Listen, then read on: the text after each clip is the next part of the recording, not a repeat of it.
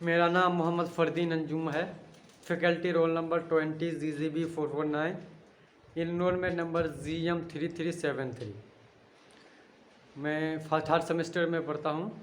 मेरा main subject geography arts है। आज हम लोग प्रैक्टिकल ज्योग्राफी के 4th unit measure of dispersion पढ़ेंगे। स्टैटिस्टिकल मेथड इन ज्योग्राफी के 4th unit measure of dispersion पढ़ेंगे। मेजर मतलब होता है टेक्निक या मेथड।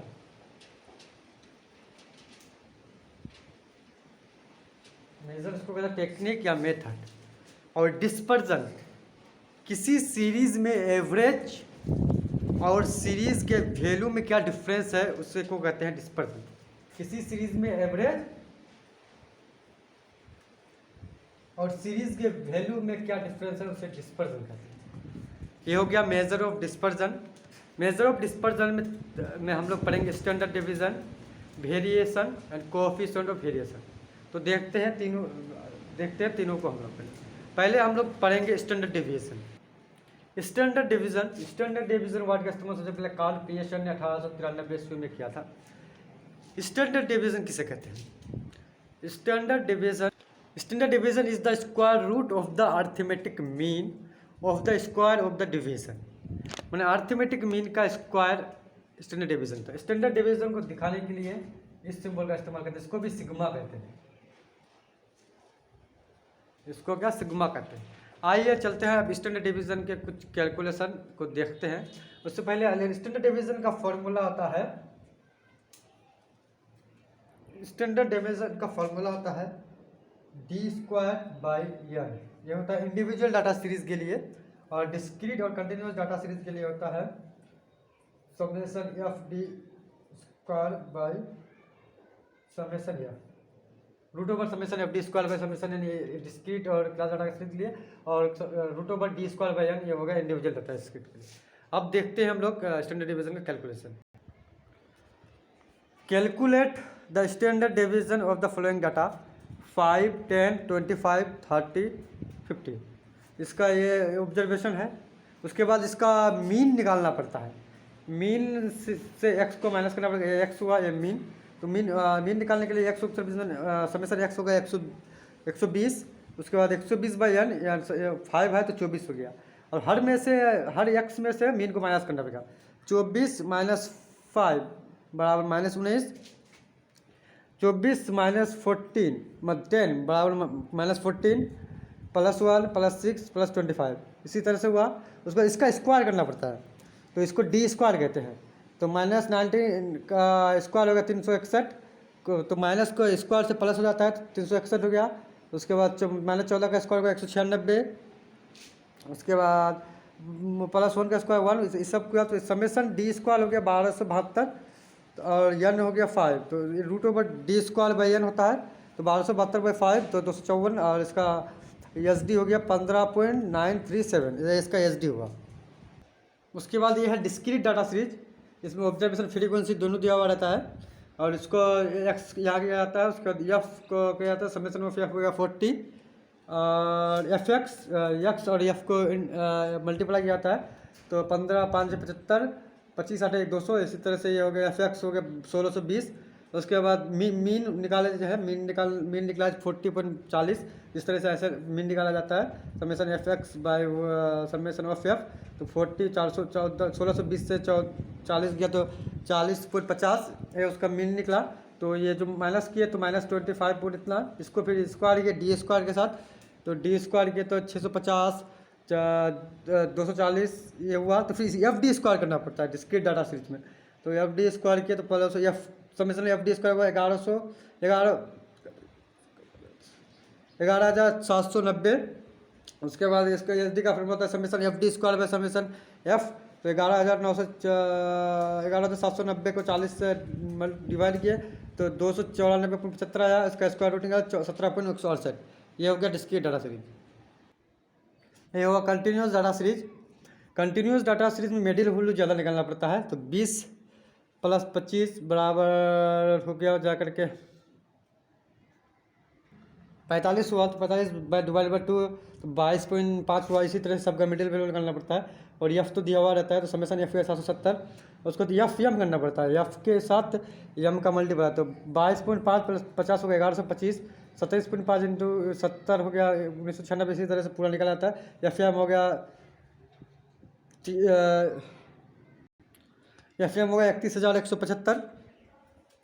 उसके बाद डी बराबर होता है यम माइनस मीन, तो मीन तो निकाल ली है 40.50, और यम ये हुआ -22.5 से 40.50 गया -18, -13, -8, -3 2 7 12 17, इसी तरह डी स्क्वायर गया था 18 का स्क्वायर तो हो गया 324, 169, 9 4 49, 144, 299, और इसी तरह एफ डी स्क्वायर, डी के साथ एफ का स्क्वायर 50 इंटू 324 तो 1620, 169 इंटू 70, इसी तरह से ये हो गया पूरा, तो एफ डी स्क्वायर हो गया 65,630।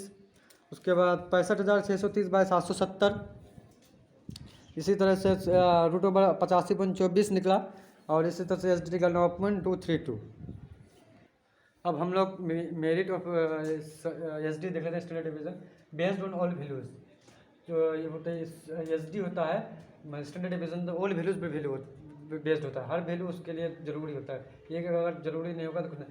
रिजिडली डिफाइन का मतलब ये होता है कि हमने जो भी कैलकुलेशन कंडक्ट किए वो आम लोगों को बहुत क्लियरली समझा जाता है कि कैसे कैसे हमने इसको कैलकुलेट किया है। अलजेब्रिक ट्रीटमेंट मतलब अलजेब्रिक ट्रीटमेंट ये होता है कि standard division further algebraic treatment हो सकता है, इसको अलजेब्रिक ट्रीटमेंट होता है, ये होता है, ये मेरिट है एसडी का। उसके बाद आप डीमेरिट्स को देख लेते हैं। Demerits of standard division, multiple stage and complex. देखिए स्टैंडर्ड डिवीजन निकालने के लिए पहले मीन निकालना पड़ता है, उसके बाद ही स्टैंडर्ड डिवीजन निकलेगा। तो मल्टीपल स्टेज होता है, कॉम्प्लेक्स होता है, आम आदमी के लिए ये एक आम बात नहीं होता है। उसके बाद उसके होता है बेसिक मैथमेटिकल, इसके लिए बेसिक मैथमेटिक्स चाहिए, कैसे मीन निकाला जाता है, कैसे स्क्वायर रूट निकाला जाता है, उसको जरूरी होता है। उसके बाद ही आप स्टैंडर्ड डिवीजन निकाल सकते हैं। लेंथी प्रोसेस बहुत लंबा होता है, पहले स्क्वायर रूट ये मीन निकालना पड़ता है, उसके बाद उसका फार्मूला लगाना पड़ता है, फिर स्क्वायर रूट निकालना पड़ता है, बहुत बेसिक लेंथी प्रोसेस है। Based on mean, beggar mean की हम एक बहुत बड़ा डिसएडवांटेज है, डिमेरिट है कि बेगर मीन की हम स्टैंडर्ड डिवीजन नहीं निकाल सकते। जब तक नहीं मीन निकालेंगे अब तक स्टैंडर्ड डिवीजन नहीं निकाल सकते, इसलिए मीन निकालना ज़रूरी है। मीन निकालने के बाद ही हम स्टैंडर्ड डिवीजन निकाल सकते हैं। Use of standard division to analyse trend of time series data, मतलब हम पिछले डाटा को देखकर अगले साल क्या हो सकता है उसके अंदाजा लगता है। ये स्टैंडर्ड डिवीजन से इसका अंदाजा लगाया जा सकता है। दूसरे स्टैंडर्ड डिवीजन के बाद हम लोग के बाद है वेरिएंस। वेरिएंस मतलब होती है वेरिएबिलिटी।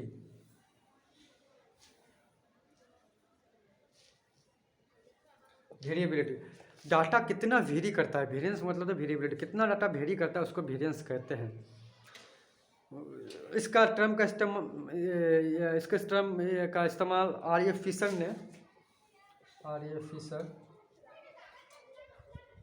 1913 में किया था। वेरिएंस शब्द का इस्तेमाल सबसे पहले, और वेरिएंस का फार्मूला बहुत आसान होता है, इस स्टैंडर्ड डिवीजन का होल स्क्वायर, ये वेरिएंस का फार्मूला है।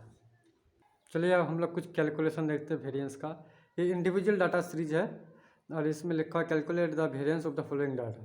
5, 10, 25, 30, 50 है, ये एक्स है, एक्स निकाले तो एफ एक्स 120 हुआ। और ये डी स्क्वायर है, तो पहले निकाल लिए हैं मीन तो निकला 24 निकला है मीन। तो इसके बाद 24 से माइनस किया तो -11 -19 14 1 6 26। और इसी तरह से एच डी निकाले हैं 361 196 1, इस तरह से निकाले हैं। सेम टू सेम जैसे एच डी निकालते हैं, मैंने स्टैंडर्ड डिवीजन निकालते हैं, उसका ये होल स्क्वायर हो गया यहाँ पे जाके। तो एच डी निकला है मेरा 15.937, उसका स्क्वायर कर देते हैं तो वेरिएंस निकल जाता है। तो वेरिएंस उसका स्क्वायर किए तो 254 उसका स्क्वायर हुआ, तो ये हुआ वेरिएंस, ये आंसर हुआ। ये है मेरा discrete data series. Discrete data series में एफ एक्स और एफ दिया हुआ रहता है, एफ एक्स निकालना पड़ता है। तो एफ एक्स हो गया 15 × 5 हो गया 75, इसी तरह एफ एक्स निकाल लिया। तो ये पहले मीन निकाल लेते हैं, तो मीन तो निकल गया यहाँ पे 40.5, ये उसका मीन निकला है। तो उसके बाद मीन से इसको माइनस किया तो -25.5 ये निकला है। उसका डी स्क्वायर, इसका स्क्वायर कर दिया, D square F D square, D square into F, इन दोनों का स्क्वायर कर दिया तो एफ डी स्क्वायर निकला। तो समेसन एफ डी स्क्वायर निकला जा करके 11,790, 11,790 summation D F D square था। तो उसकी उसी तरह पहले स्टैंडर्ड डिवीज़न निकालना पड़ता है। तो स्टैंडर्ड डिवीज़न उसका निकला है 17.198। जिसी तरह से स्टैंडर्ड डिवीज़न निकालते हैं इसी तरह से निकालना है। तो उसके बाद फिर उसका स्क्वायर रूट किया जाए तो 294.75 ये उसका आंसर हुआ, वेरिएंस हुआ ये इस डाटा सीरीज का। ये है class data series. Class data series में मिडिल वैल्यू निकालना पड़ता है 20 + 25 45, तो 25.5 ये तो दिया हुआ रहता है एक्स और एफ, इसका मिडिल वैल्यू निकाला जाता है। इसी तरह से मिडिल वैल्यू निकलता है। उसके बाद एफ एम, एफ के साथ एम का इंटू किया आता है तो एफ एम निकलता है। तो 1125, 1925, 2600, इसी तरह से पूरा एफ एम निकला 31,175।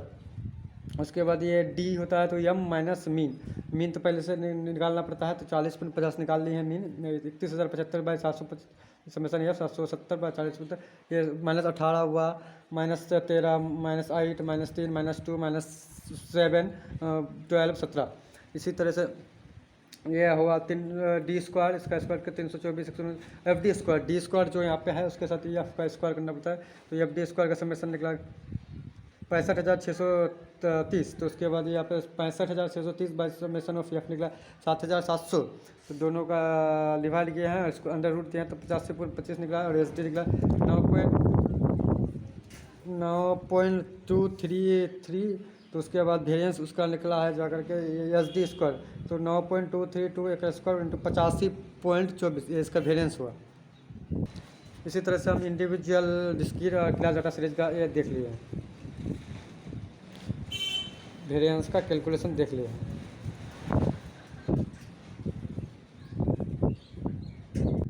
अरे कुछ हम लोग वेरिएंस का मेरिट को देख लेते हैं। Merits of variance are degree of variability in your data set. Variance helps to find the distribution of data in the population from a mean. Mean वगैरह में वेरिएंस फाइंड मदद करता है, हेल्प करता है डिस्ट्रीब्यूशन ऑफ डाटा का इस्तेमाल करने के लिए।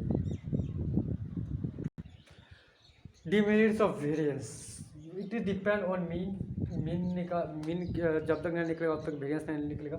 It depend on S D के सिवा भी वेरिएंस नहीं निकल सकते। जब तक नहीं एस डी निकलेगा तब तक वेरिएंस नहीं निकलेगा। ये तो उनका डिमेरिट्स हुआ, मतलब वेरिएंस खुद नहीं निकल सकता जब तक मीन और एस डी नहीं निकाला जाए। उसको निकालने के लिए मीन और एस डी निकालना जरूरी है, उसके बाद ही वेरिएंस निकल सकता है। यूज़ ऑफ वेरिएंस, वेरिएंस का स्क्रिप्ट कंपैरेटिव रिसर्च एनालिसिस में किया जाता है। कंपैरेटिव रिसर्च एनालिसिस वगैरह में वेरिएंस का इस्तेमाल बहुत अच्छी तरह से किया जाता है। इस तरह से हम लोग स्टैंडर्ड डिवीजन और वेरिएंस देख लिए। अब देखेंगे coefficient of variance. Coefficient of variation, इस लफ्ज़ का इस्तेमाल सबसे पहले कैल्कुलेशन ने किया था। कोएफिशिएंट ऑफ वेरिएशन वो होता है जिसमें दो या दो से ज़्यादा वेरिएशन को निकाला जाता है। दो से ज़्यादा वेरिएशन को निकालते हैं, उसको कोएफिशिएंट ऑफ वेरिएशन कहते हैं। इसका शॉर्ट फॉर्म सी बी है और इसका फॉर्मूला होता है सी बी बराबर S D divided by mean into 100। क्या हुआ, सी बी बराबर S D divided by mean into 100, ये उसका फार्मूला हुआ कोएफिशिएंट ऑफ वेरिएशन। अब देखते हैं हम लोग कुछ कैलकुलेशन इसका कोएफिशिएंट ऑफ वेरिएशन का। ये हुआ इंडिविजुअल कोएफिशिएंट ऑफ वेरिएशन का इंडिविजुअल डाटा सीरीज है। इसमें ये दिया हुआ है एक्स, उसके बाद डी बराबर एक्स माइनस मीन, मीन तो निकाला जाता है, समेशन एक्स बराबर एन। इसके बाद ही 120/5 24, इसका मीन निकला तो एक्स माइनस मीन मतलब 24 - 5 -19 -14 1 6 26। इस तरह से ये डी स्क्वायर 361 196 1 36 676। उसके बाद एस डी स्क्वायर का 1276। इसी तरह एस डी निकाला था, S D divided by N तो 1276/5 तो निकला डी निकला एस डी निकला स्टैंडर्ड डिवीजन 15.966। उसके बाद ये कोएफिशिएंट ऑफ वेरिएशन का फॉर्मूला लगाया जाता है तो 15.937 डिवाइडेड बाई 24। उसके बाद निकला है इंटू 100 बाद 66.40। ये उसका कोएफिशिएंट ऑफ वेरिएशन हुआ। ये कोएफिशिएंट ऑफ वेरिएशन का डिस्क्रीट डाटा सीरीज है। ये सब एक्स और एफ दिया हुआ रहता है, एक्स निकालना पड़ता है दोनों को इंटू करके। उसके बाद यहाँ पे मीन तो 40.5 निकल गया, इसके माइनस करके -25.25 -24 और डी स्क्वायर इसका स्क्वायर किया आता है तो माइनस स्क्वायर करने से प्लस हो जाता है तो 650.25 640 इतना। और उसके बाद F D square into F का स्क्वायर किया आता है तो 32.25 इतना। तो एफ डी स्क्वायर का प्लस के तो 11,790 हुआ और एफ एक्स का तो 1620 हुआ। तो इसी तरह से summation F D square summation F 11,000 इतना से इतना 40 डिवाइड किया 11,790 से, तो इसका एच डी निकला 17.168। तो इसके बाद कोफिशिएंट वेरिएशन निकाले हैं, तो ये उसका एच डी निकाले हैं, तो एच डी 17.168 निकला।